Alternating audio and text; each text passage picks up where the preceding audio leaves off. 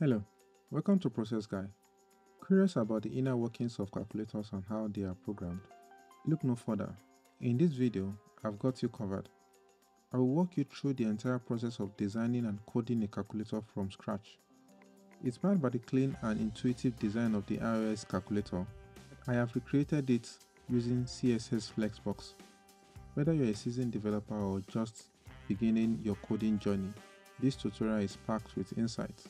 Feel free to jump straight into the JavaScript section if you are eager to delve into the coding aspects. Alternatively, if you're interested in seeing how the user interface comes together, stick around and watch the entire process. Let's dive into the fascinating world of calculator programming. Don't forget to hit the like button and subscribe for more coding adventures.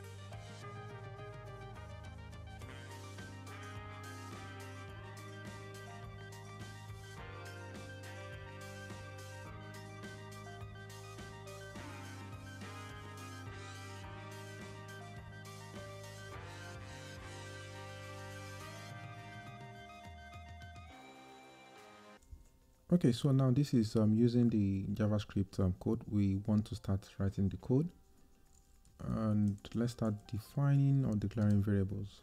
The approach I want to use is by first using this section here, which is the buttons. The button section, I want to add a very big event to it in such a way that once I add the event, I won't need to worry about tackling individual events. I will add a giant click event here in such a way that I will check whoever is clicking it, and if I know the value of whatever it is, that's the inner HTML, I can then decide what to do, you know, with the function, or I can then pass them to the right function to do the operation. So these are my buttons. Is equal to, I could use something new, that's query selector, and we already have this.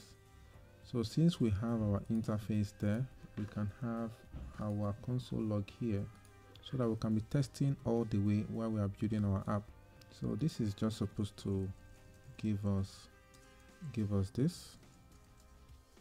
Okay, so we have our buttons right there, and this display all this button. So we want to put a giant event handler for click. If we add a click event on these buttons, you know, from the bubble up event, is going to cascade down to all this. So meaning you can literally click here and it will use this button. So we'll use that to pick on any of what we'll click here. That's what we're going to use to decide what was clicked. So I'm focusing on click for now. So just to show you what was clicked, we could do, yeah, there's also inner text. So if we do this and we decide to click, you could see that everything that we click is what will come out. That's another way to use this effect, the fact that there's event bubbling, right? What we are literally clicking on is the button that surrounds the div that surrounds the entire button area. So there's this button area that we are clicking, we've attached the event to, and when we click them, what we said is that whatever we click, it should just go and give us, you know, the item. So this is way faster shortcut, but then we need to then check what we have to know what to do with the numbers. So the first thing we need to target now is ability for us to report something to the screen. That's what we need to figure out now, how to do that. Now we can push any of this number to the console, and you can see them appearing on the console here. So we then need to be able to know what to display here. The only thing we can display here is just numbers. So how do we detect that this is a number and forward it to what to display? So I can then do select, so let's say captured value is equal to whatever it is that has been highlighted. Then we need the help of JavaScript to determine if what we have here is a number. If it's a number, we'll accept it into the display area. But so we have to write our function ourselves and do function and say it's number, where we are passing, where n is a parameter we're creating to be captured as a number. So we can then do our check here to say if it's number. We've not written the function, but I can go ahead and write our code even though we've not written our is number function. So we can say it's number, and what are we trying to check if it's a number? We are checking cap value if it's a number. So if it's a number, we'll go and then do whatever that we can do with number, we do it here. That's the purpose of this section of checking if it's a number. So we need to hold what the display area is so that we can always use it when we need it.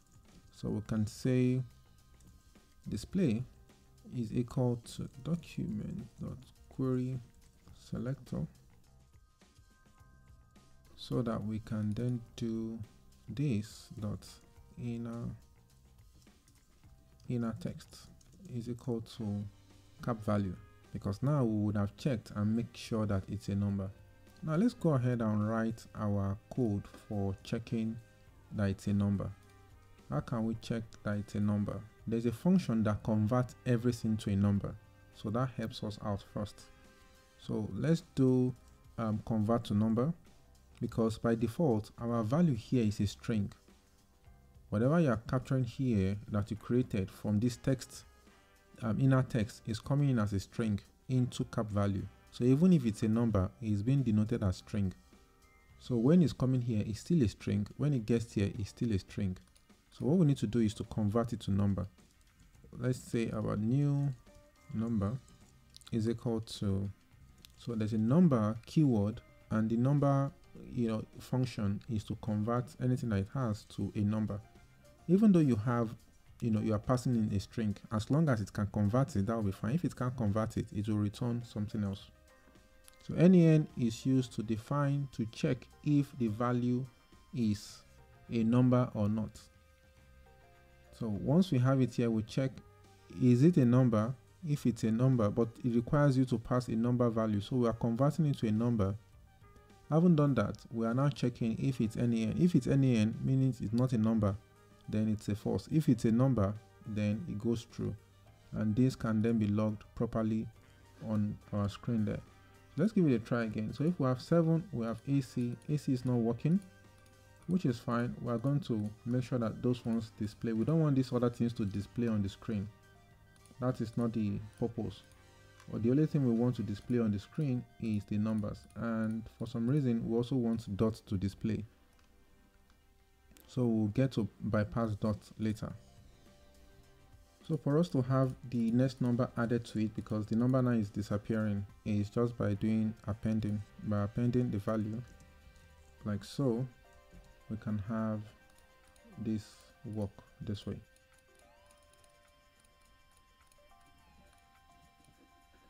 To allow dots to go in there, and mind you, it's only one dot that we want to allow to go in. And how do we want to allow this? We want to check where we want to be able to allow it to go in and accept it as a number, kind of, even though it's a number when it's part of a other number, but on its own it's not a number. That's why it's not working as it is. So how do we exempt it here? Because we want it to accept here. So how do we accept it in this place? So the way to accept it is to check, for it explicitly. So we can then do our if here. Another way to make this more easier, instead of have a lot of if this way, is to first declare, to say return value to be false.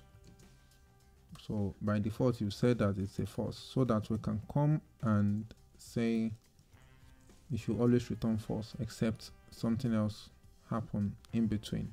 So we're gunning for whenever it's a number. That's if this one here is not NaN, so it means it's a number. So therefore we are setting this to be true, so that we can remove this else condition and also treat other conditions. And this condition we want to treat now is to check if the value, I've gone ahead to convert it to number here. So instead of converting it to number here, I could just do this. I could do the conversion here and not override our main value. So I'm converting it here, and I didn't need new value again, so that I can then check my n independently and say if my n is equal to dots, it should allow it to go in. And that means is I'm saying that it's also, be verified as a number. And that will also mean that I can put this in one line. We also did this, we've done this before. I could do something like this and do like this. So that way I won't need to waste time to do that. So let's give it a try again. So if I have 75.1, so this is working quite well, but when we do a dot, it spoils the whole show. So you need to be able to tell it that it can only accept one dot in the list of what we have there. So you can use the index of to search for if a value is available in a text, for example. So when you have hello, you can check if there is L in hello if you do index of. and you provide the L as an argument, so it will tell you the position of L inside hello. And we could use this to find if there's a dot in our string that we're going to be searching for. In this case, if it provides you with -1, it means there is no dot there, or the value could not be searched for. So if we put a dot here, it will give us a value of 3. So even if we put a dot in the front, it will give us a value of 0, meaning that's the position of the dot. So if we have 2 dots, it doesn't matter as far as it returns the value of 0 in the first place, or it returns a positive value, it means there has been a dot there before, or that value already exists. If we don't have -1, it should not allow us to put a dot. It's only when we have -1 that we can put a dot, meaning there's no dot there before. So if there's no dot there before, that's when it should allow us. Whenever we have anything apart from -1, it should not allow us. So let's get to try and see how that works. The position of the dot value, and we're checking through the entire text area here.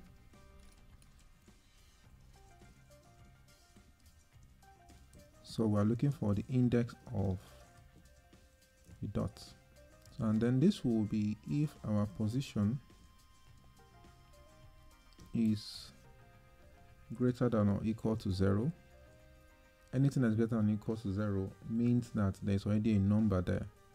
And whatever we are providing is also, we want to make sure that it is also a number that is being entered. That's when this condition should be run. So in that case, if this condition happens, it means we already have a dot. So I can then make this equal to false. So let's give it a try and see what we have. So if we do 3 ... so we're literally pressing dots, and we're stuck with only 1 dot. So this fixes that. And the ability for us to get this to check to know if there's a dot has been fixed. The next thing we need to fix here is the trailing 0 that we have in the front. The first 0 that starts the whole show needs to go away. We need to do away with the first 0. So that we come here to remove that first 0, because at this point is where we are setting it. So we need to check before we start setting to make sure that is the value itself that is there before, is it 0? If it's 0, then remove it. So we need to check this value here if it's 0. So if it's 0, because we're about to append something, just clear it off for us. The purpose of the 0 there is just for aesthetics, to just make it look good. So having done that, if we try to put 7 now, that first 0 goes away, and then we can append other things to it, and you can do this. So the next thing we want to do is to make our AC work. I will just make it clear everything. Our AC button, if the AC button is clicked, let's clear everything. And that will also give us the room to do other things. So because this part here is a giant click button to know what is going on in the entire application. So this is for number. Let's go ahead and say we want to do so more of like for AC to clear. So how do we then know when is AC? Remember that we have our cap value. This cap value will help us. So we can do a kind of a switch, and what this switch will be for is to check each and every value. So we'll do a switch statement whereby we'll have this value here, and in this value we can then check each of these operators. That's the way we're going to go about this. But for now, we're just worried about AC now. So let's check for AC. And if it's AC, we can just call a function to make everything look neat. Let's just call a function and say clear calc. More like to clear everything that we have there. So more like zeroize the whole thing. So we'll come here and let's just write a small function to do that clearing. And what are we necessarily clearing? We're just turning everything back to 0, and that is for our display function here. So I want to be using inner text instead of HTML. Then we just set it to 0. So it's as simple as that. So to give it a try, if you just do something like this, oh, it's not working. Okay, I think we didn't properly capture the value. So this is AC. as opposed to be what we have there. So whenever you've gone to do anything, you can always clear what you have. By the way, we're going to be clearing a lot of things because we're just starting it. So this function is still going to grow, but for now it's just clearing the calculator.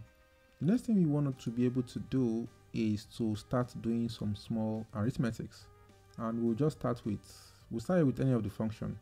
And the way it works is, the way the calculator works is, obviously you can't start with an operator. You need the first value and then the operator, then the second value before you press your equal sign. And that's how we're going to program the system in such a way that it allows you to capture the first value, then you supply your operator followed by your equal sign. So by default, whatever you're entering here is denoted as your first value. So immediately you press any of the operator, it starts recognizing it as a second value, is being initiated. So let's go ahead and start computing that. So remember that we need to be able to know all these 4 operators. We need to put them in a place that we'll be able to know that, okay, these are the operator that is being called, and we'll use our switch to check for which of the selector is being clicked. We can start for, let's say, plus first, and we can then do a break and decide what to do. So what I want to do here is to set first value, because then when we now have our case, when I now have equal to, I then say evaluate, then I then create evaluate function, and that will display the results in where we want it. We're going to have a global variable for first value. So our first value is going to be 0. Then again, we're going to have second value. Then we are going to do we need a value for operator now? I don't know if we will need operator, but let's just have operator value set so that we can then use it, because it's at this point we then know what value we are capturing to what. This second value could be a setup. Let's leave everything as blank. Whatever that is inside here, immediately when we press the operator, should be captured as first value. So let's go ahead and do our function, and we already have our display. Our first value comes here, because we're going to be changing the content of display inner text every time, so we need to hold our variable somewhere. So this first value is a way for us to hold this information. You have the first value, which is 78. It's not set yet. Immediately you press plus, what happens is that your first value is is captured in a variable called first value, and this place is ready for us to override it. And that overriding should happen whenever we press another number. It has to be another number. So, and by doing that, we've clicked on operator, so we need to set operator. So we need to set operator. We've set the first value, we then need to set operator. So after we've set the first value, then we can set operator. I'm making this separate so that you can work on the function or look at the function and understand what it is. I don't want to put so many things inside a function that doesn't do what it's supposed to do. So we are setting the operator. And what operator are we setting? We can pass this operator as an argument so that you can use it to set as many kind of operator as you want.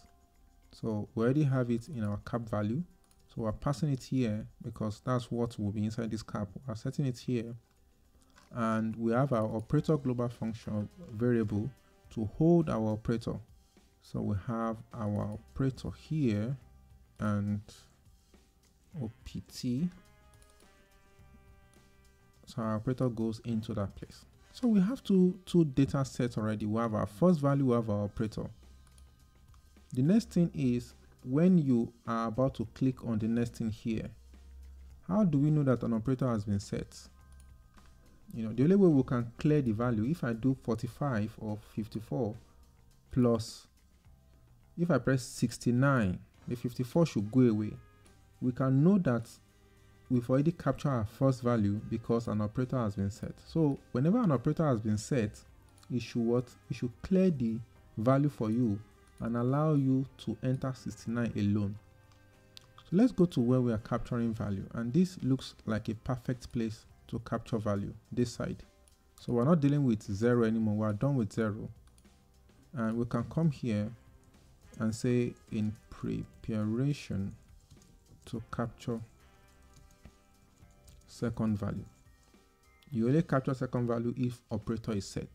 So we say if that, what that means is we are clearing the inner text of the display. So if the operator is not empty, if operator is not empty, what then should happen? You should clear the value. You should clear the value. This will be tricky because it will come back and always clear the value.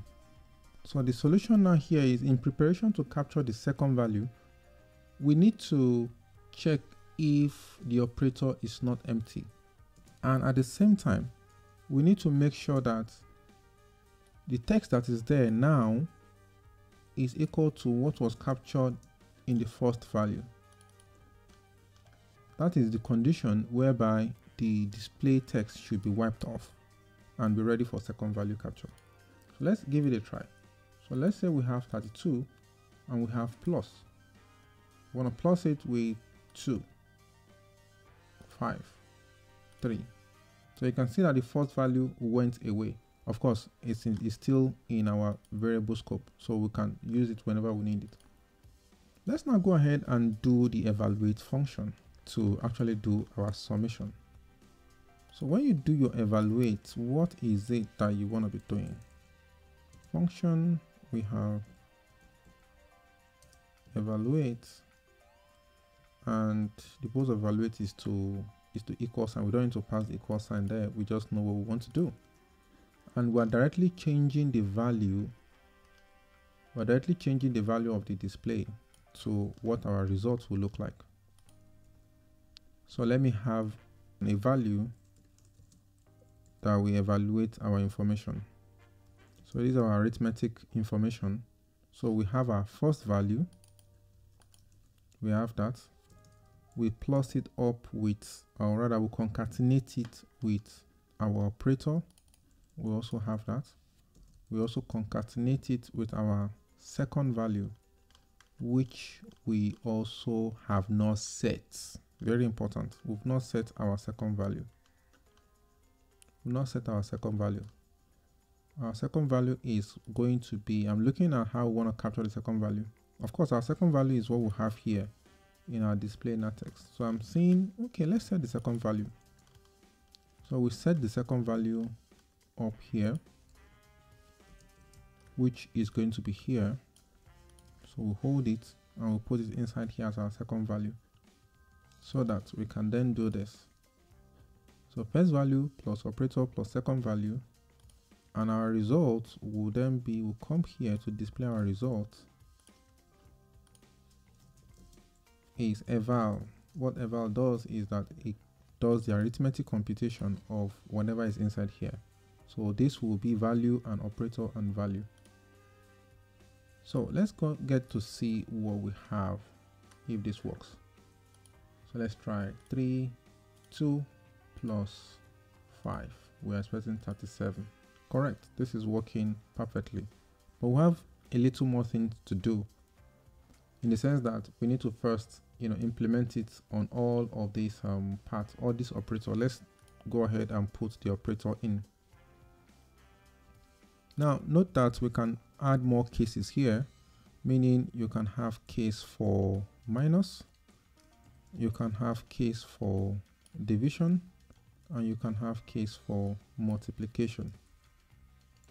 So what that means is, in essence, is that we've used this case to solve for all these ones. So you can try it. You can do 25 divide by 5. We're expecting 5. That's not a good example. Let's use 48 divide by 2. We have 24.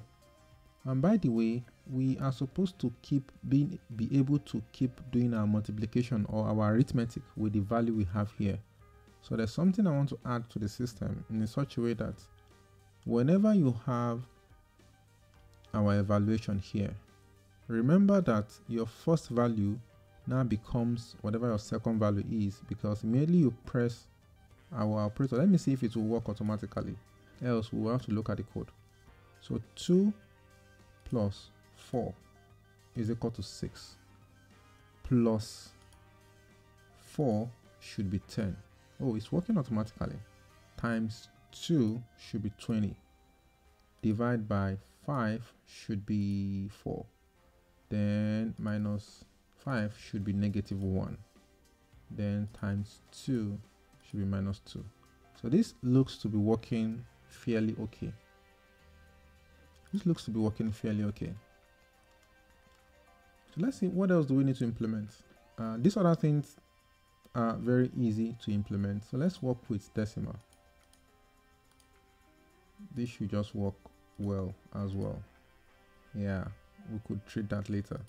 Times 6, divide by 10, times 90. So we have a calculator working. We have a working calculator. However, I need to do more. I want to do a keystroke. I want the calculator to be able to match my keystroke. As I put on the keyboard, I want to use the keypress.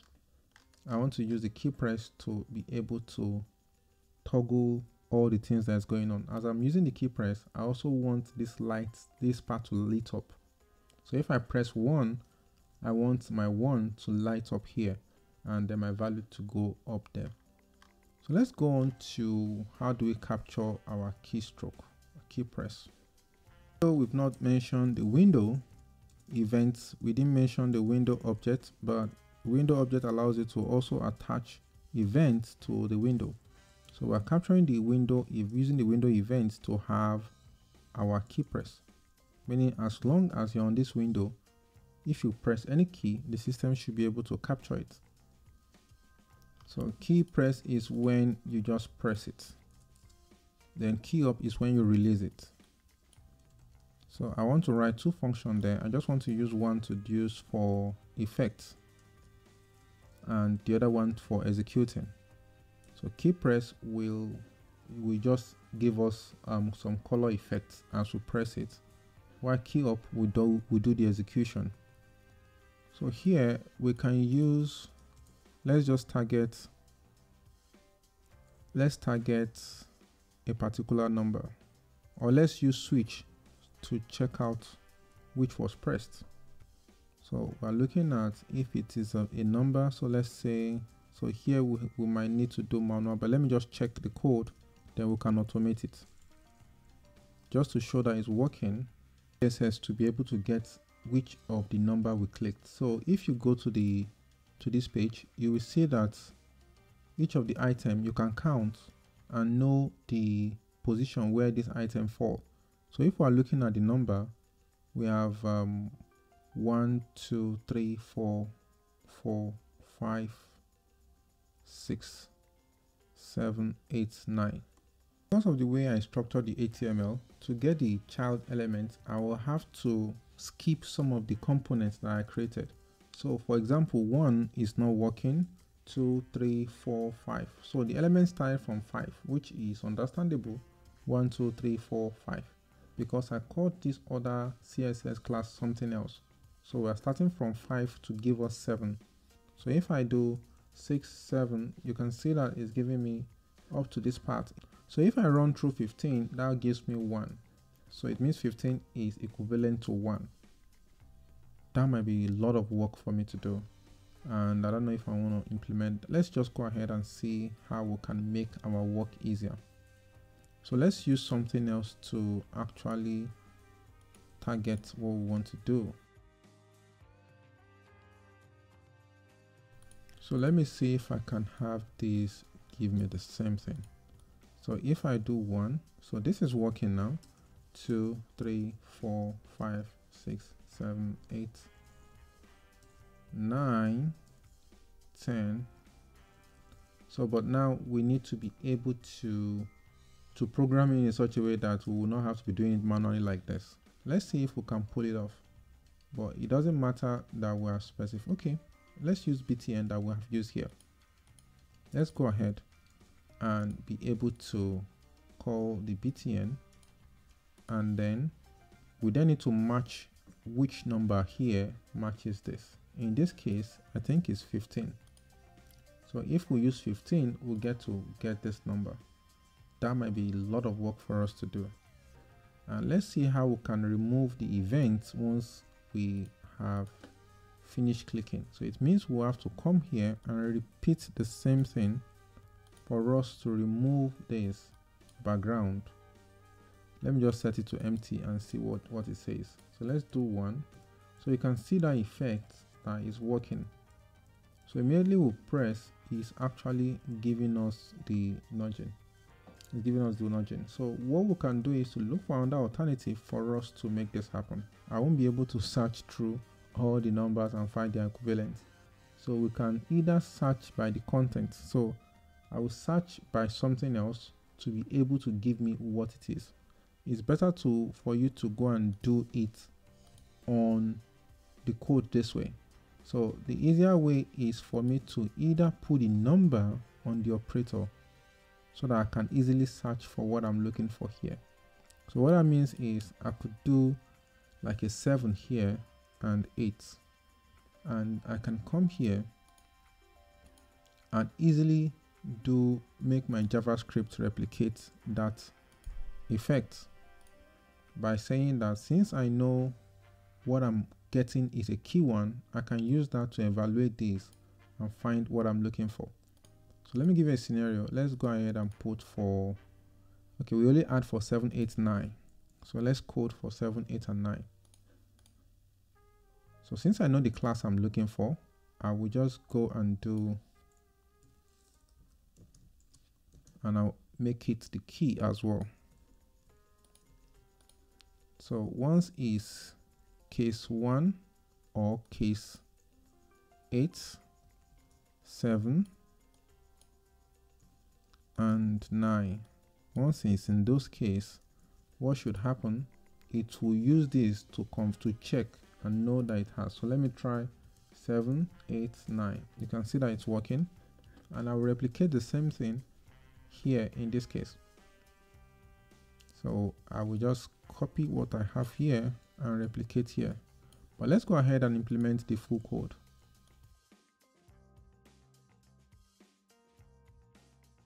And this is just for decoration purpose. It's not serving any special function yet. Okay, so here I clear my value from being that.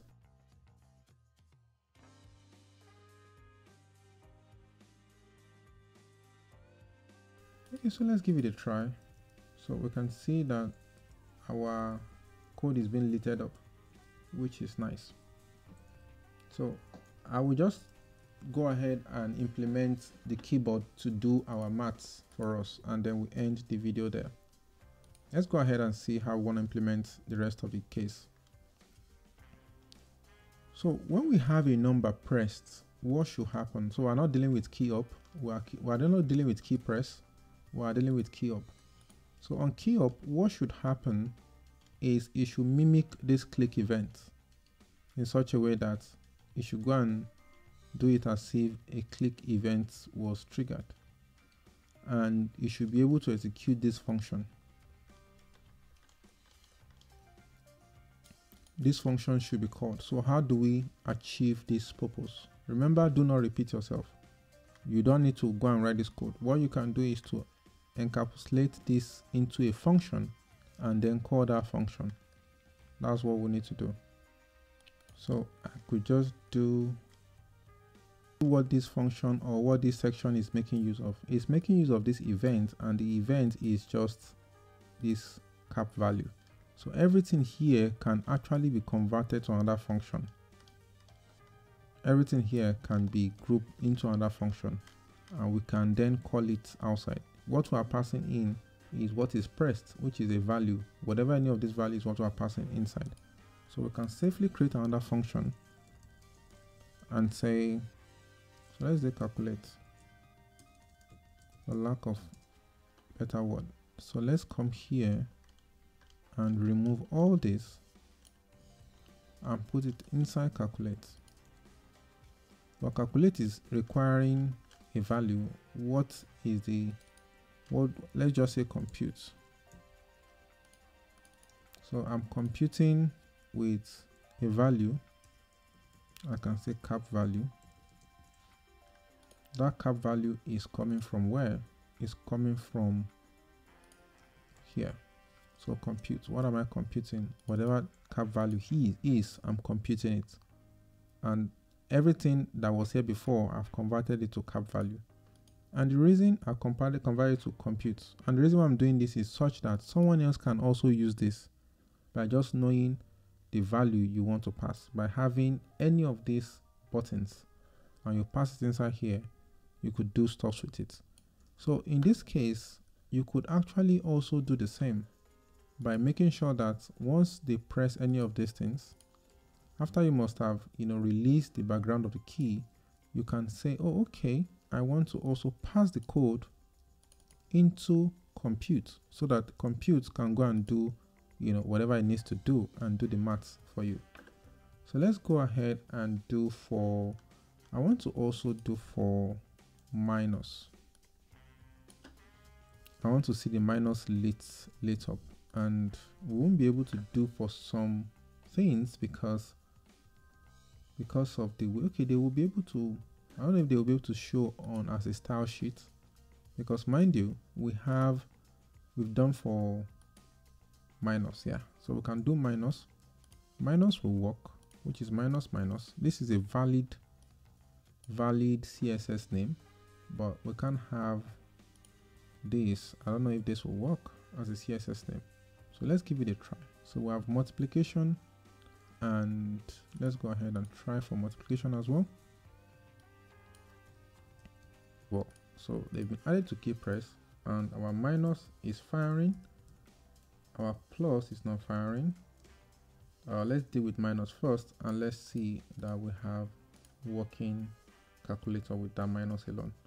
So we have 2 minus 2, and I didn't put equal to. Let me manually put equal sign. So we have 30. 2 minus 2 equals 30. So I would really love to capture other things on the keyboard. So let me devise a way to capture other ones. So we have plus is not captured, only minus is captured. So let me find a way to capture these other ones. So we have so many things captured. We don't have the dots captured. Let me see how to capture those keys that are very difficult to capture. So the way we can capture them is to rename them. And when they come in, we'll also rename them to mean something else. So let's go ahead and see how we can rename these keys to something we can do. So for this, I will do multiply. For minus is working. For plus, I will write plus. Which other character requires? So let's do this for all. I will do AC. We're not implementing the plus and minus, we're not implementing percentage. So this should be divide. So let's call it div. Divide, multi, plus. For some reason we didn't capture 0. So we have our 0. When it comes that the value is any of these things, how do we do it? We need to be able to check for specific things, like if it is. So let's start with plus. So if the key is equal to plus, then I will be able to change what I have as a key. So let me say my key is equal to this E key, which is what I'm then checking, so that this will be what will be eventually put here, whatever I say it is, so that I can then do my new key is then equal to plus. So this is how I can hack it and make sure that plus goes in there. However, we'll get to that part. So this is just to first put plus and make sure our plus is working. So we need to repeat this for all the other ones that we have. So for divide, we use div for divide. I think I remember that. We use div. and we have AC as well, but the key is escape. The key is escape, but it's AC we want to capture, and it's AC that should be supplied. So let's not forget our multiplication, multi. So let's go and check out. Let's repeat the same thing here, and that's what we're gonna compute here. So this time around, the key we are passing obviously is this key that we have here, and is this key that should be look for.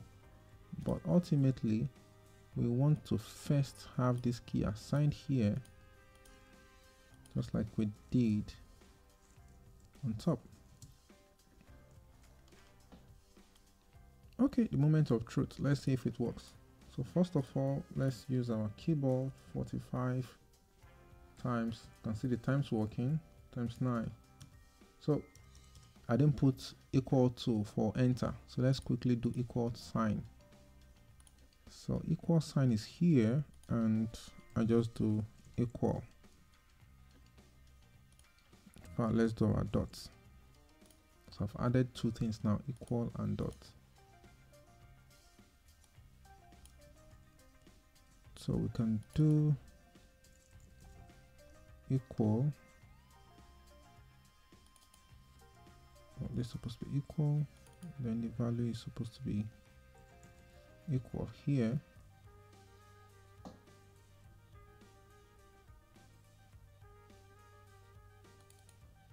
What I'm computing is E key, but what I'm showing is this. So I need to also provide for dots.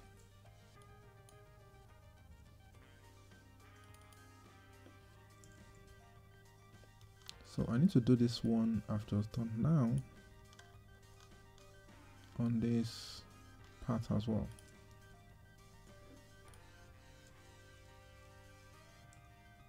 Our dot is not working yet. So dot for dot. Let me check our equal sign. Our equal sign is not working. Okay, we didn't pass them here. So we have our dot, our equal sign. So we're going to run this as well with the one on the bottom. So let's give it a try. Our dot is working, our equal sign is not hitting yet. The key enter in the equal sign is called enter. We have enter there, not equal sign. So we need to check those two parts. So, but now we need to be able to change the key when it comes here, because we don't want the key to go in as enter. We want it to go in as equal sign here. So we need to be able to change it to the real new key. So I'll do new key. New key should be equal to equal sign. So that is the new key that will be captured here. However, the new key should have been changed from up as well. But it will be switched whenever it gets to enter section. That's when you should, maintain this. All this while, it should just maintain whatever it is in the key. So let's see if our enter is firing. Our enter is firing, and escape is also. Let's check our escape key.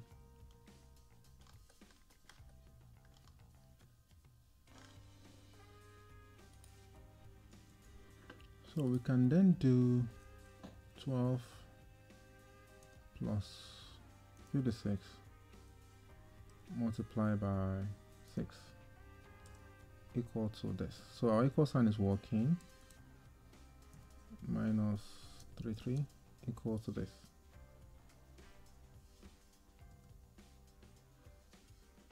So that is our calculator. The code to the calculator will be shared in the group. You will also see the description below for the code. Thank you for staying to the end. I hope you enjoyed this video. Don't forget to like, share, subscribe, and turn on bell notification in order to be notified when we release new videos. See you in the next one.